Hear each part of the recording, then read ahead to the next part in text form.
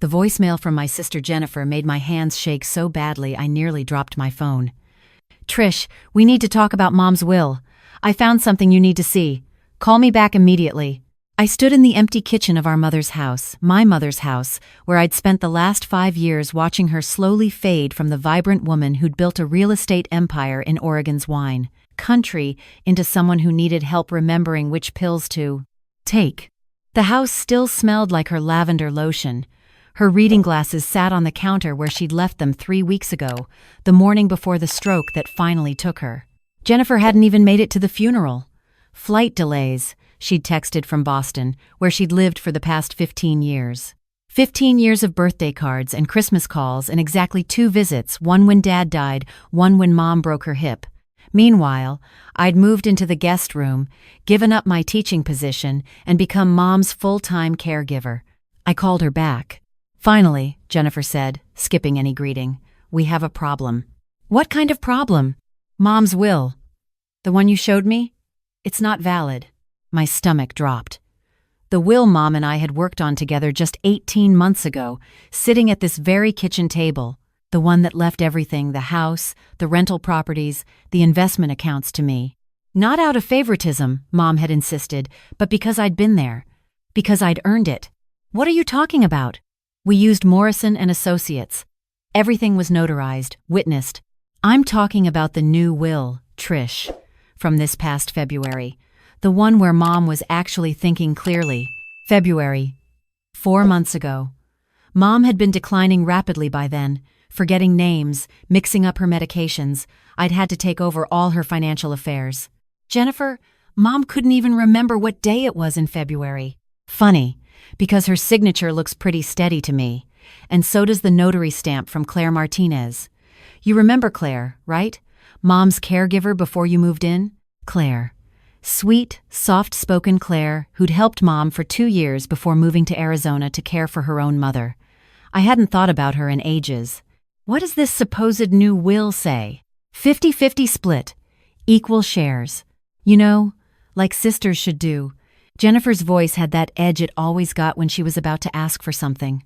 "Look, I know you did a lot for Mom, and I appreciate that. But she was still my mother, too. And frankly, given your financial situation, I'm sure you could use your half." My financial situation. She meant the career I'd abandoned, the retirement savings I'd burned through during those 5 years. The fact that I was 62 and starting over from scratch. "Send me a copy of this will. Already emailed it to you. We should probably get lawyers involved, but I'm hoping we can settle this between us. Mom wouldn't have wanted us fighting." I hung up and opened my email with trembling fingers. The document looked official. Impossibly official. Mom's signature, shaky but recognizable. Claire Martinez's notary stamp. Dated February 14th, Valentine's Day. The day Mom had been hospitalized for 3 days with a UTI that had made her so confused she'd called me by my father's name.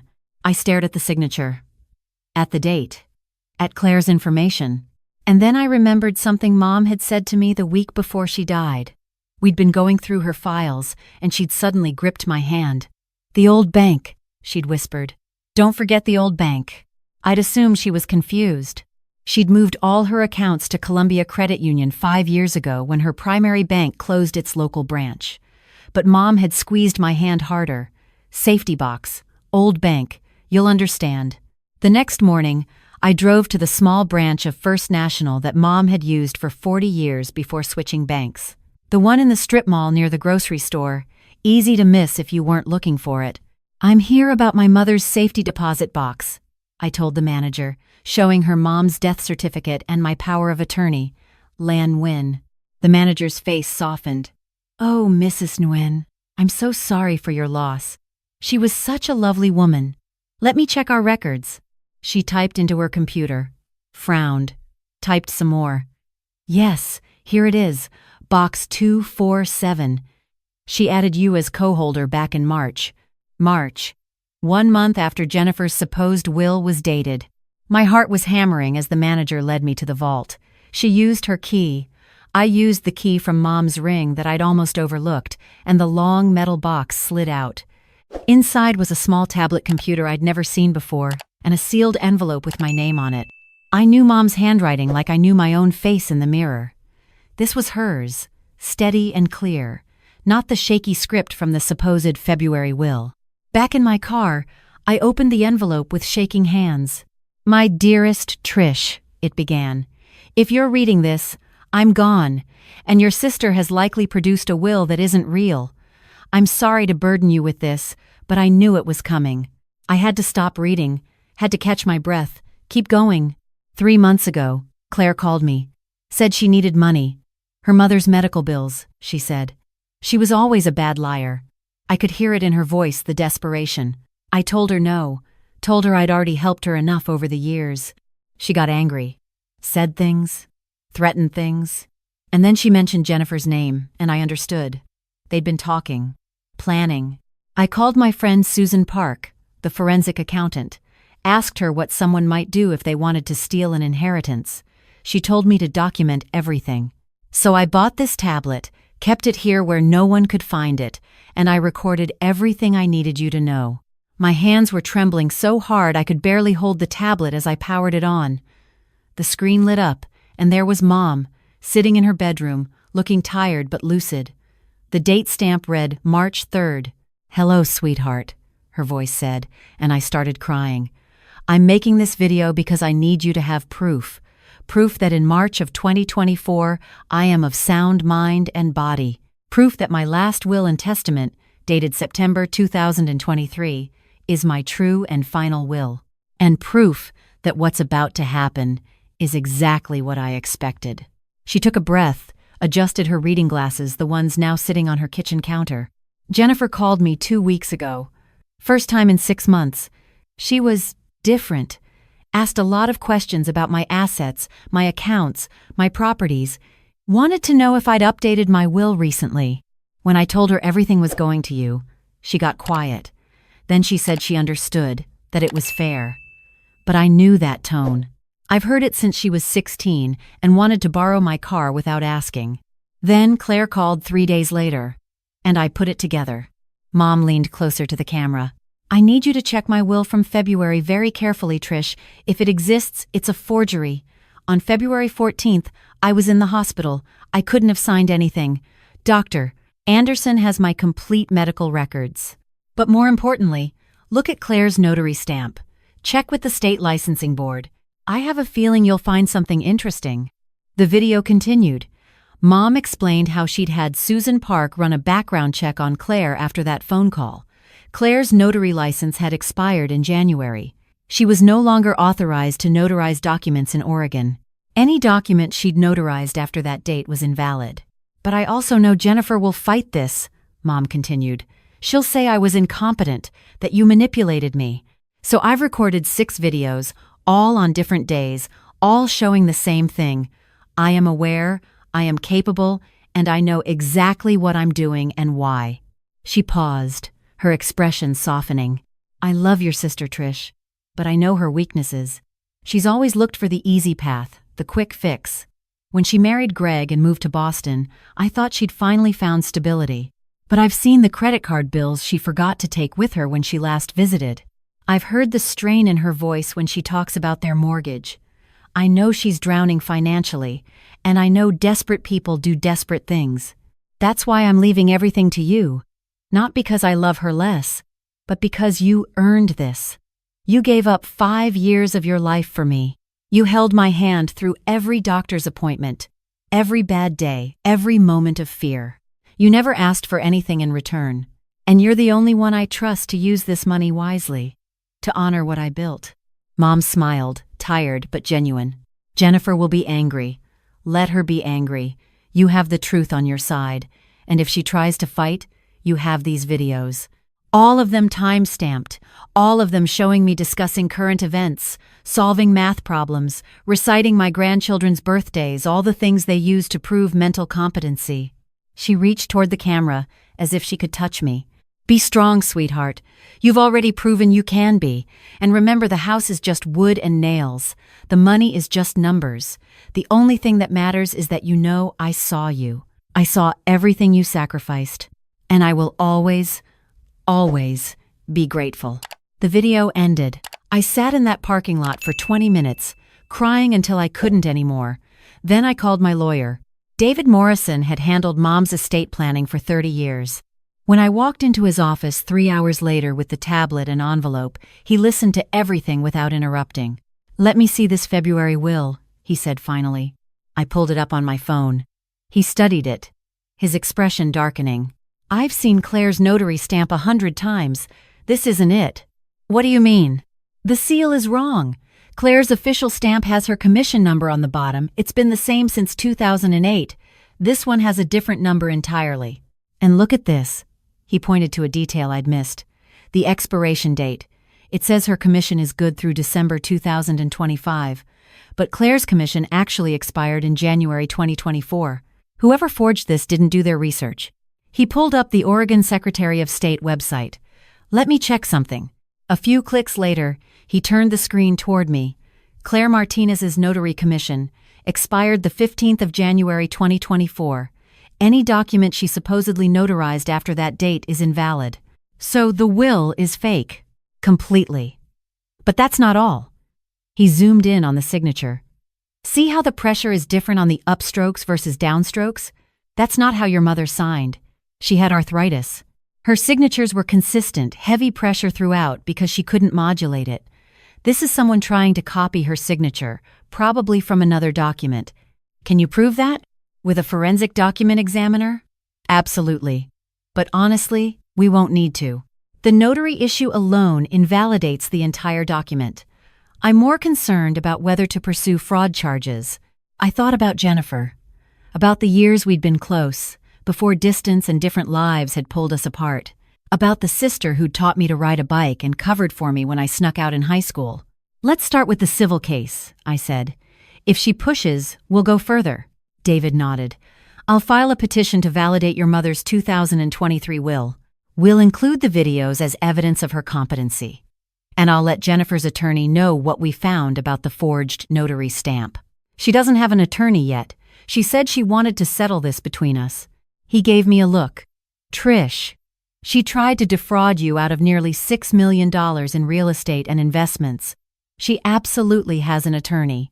Probably had one before she ever called you." He was right.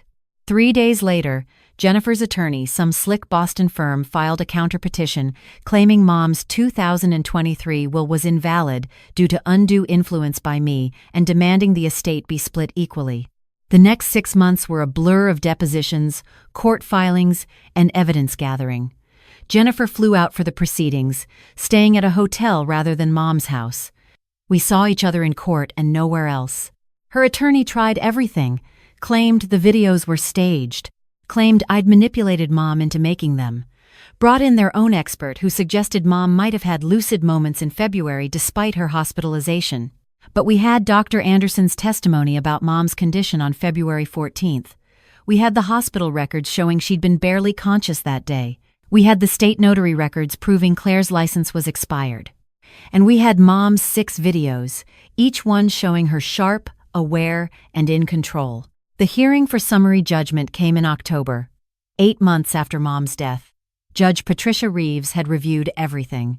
I could tell from her face that she'd already made her decision before Jennifer's attorney even stood up. "Mr. Chen," she said to Jennifer's lawyer, "I've reviewed the evidence presented by both parties. The document dated February 2024 purporting to be Mrs. Nguyen's last will and testament is not valid. The notary whose seal appears on that document had an expired commission at the time. That alone is sufficient to invalidate the entire document." Jennifer's face went white. "Furthermore," Judge Reeves continued, "the evidence suggests this document may be fraudulent. Mrs. Nguyen's medical records clearly show she was hospitalized and heavily medicated on the date this will was allegedly executed. The forensic analysis of the signature indicates it is not consistent with Mrs. Nguyen's known signatures. And Mrs.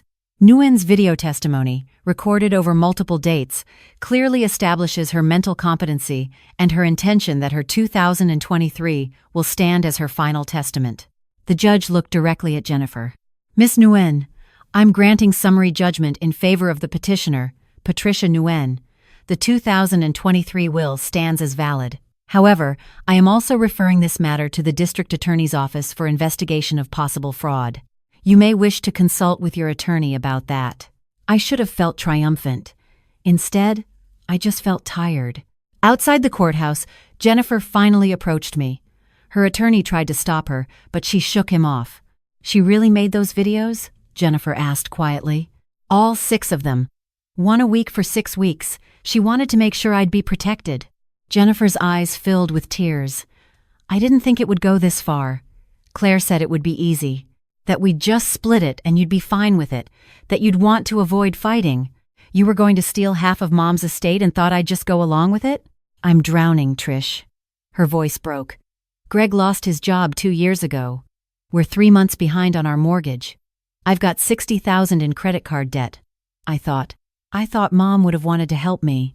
"She would have helped you, if you'd asked, if you'd been honest. But you chose to forge documents and lie instead." "I know." She wiped her eyes. "I know, and I'm sorry. I'm so sorry. But I can't take it back now." "No, you can't." I walked away. David was waiting by his car. "The DA's office will probably call you next week," he said. "They'll want all the evidence for their fraud investigation." "Will Jennifer go to jail?" "Hard to say. Depends on whether they can prove she was involved in creating the forged will or just tried to use it. Claire's the one who's in real trouble. She's the notary who either forged it or let someone use her expired seal. That's a felony." 2 months later, I got the call. Claire had accepted a plea deal 3 years for notary fraud and attempted theft. She admitted to creating the forged will at Jennifer's request, using copies of Mom's signature from other documents. Jennifer was charged as an accessory, but her attorney negotiated a deal: probation, restitution, and community service. I sat in my car outside the district attorney's office after giving my final statement, staring at the paperwork that officially made me the sole heir to Mom's estate. $5.7 million in property and investments. The house I'd lived in for 5 years. The rental properties Mom had bought in the 1980s when Oregon wine country was still just farmland and nobody imagined what it would become. Mom had been right about everything. Jennifer's desperation, the forgery, the fight that would come. She'd seen it all and prepared me for it. I thought about calling Jennifer, about offering some kind of olive branch, but what would I say? That I forgave her for trying to steal from me? That I understood she was desperate? Maybe someday, but not yet. Instead, I drove to Mom's favorite spot, a bench overlooking the valley where her first rental property sat, the small house that had started everything. The vineyard that now surrounded it belonged to someone else, but the house was still there, still occupied by the same family that had been renting it for 20 years. I pulled out my phone and looked at the last video Mom had made, the one she'd labeled "For After." Her face appeared on the screen, softer now, smiling. "If you're watching this, it means everything's over. You won. I knew you would. You're stronger than you think, Trish. Stronger than I ever was. And I need you to do something for me now. Live. Not just exist, but really live. Use this money to do something that matters. Maybe travel. Maybe start that literacy program you always talked about. Maybe just sleep late and read books and not worry about bills for the first time in years. Whatever you choose it for you. Not for me, not for your sister, not for anyone else. For you." She paused, her expression turning serious. "And forgive your sister. Eventually. Not now, she doesn't deserve it now. But someday. Because holding on to anger will poison you more than it hurts her. I learned that the hard way with my own sister. Don't make my mistake." Mom smiled one last time. "I'm proud of you, sweetheart. I've always been proud of you. Now go be proud of yourself." The video ended. I sat on that bench until the sun started setting, painting the valley in shades of gold and amber. Then I made a decision. The next week, I met with David again. "I want to set up a scholarship fund. The Lan Win Scholarship for adult learners returning to education. I'll fund it with $500,000. He smiled. "Your mother would have loved that. And I want to reach out to the literacy center where I used to volunteer. See if they need funding for their programs. Are you thinking of going back to teaching?" "Maybe. Part-time. When I'm ready." I looked out his office window at the gray January sky. First, I think I need to take Mom's advice and just live for a while. 6 months later, I did go back to teaching, but just 2 days a week at the literacy center, working with adults who'd never had the chance to finish their education. I kept Mom's house, renovated the kitchen she'd always wanted to update, and turned her craft room into a library. And on the 1-year anniversary of her death, I sent Jennifer a letter, not forgiving her not yet, but opening a door, just a crack. Because Mom was right about that too. Anger was heavy, and I was tired of carrying it. I still am proud of myself, for fighting when I needed to, for winning when it mattered, and for beginning to let go when the battle was finally over. Mom's legacy wasn't just the money or the properties or the scholarship that would help dozens of students. It was the lesson she taught me in those final videos, that strength isn't just about fighting. Sometimes it's about knowing when to put down your sword and pick up your life instead.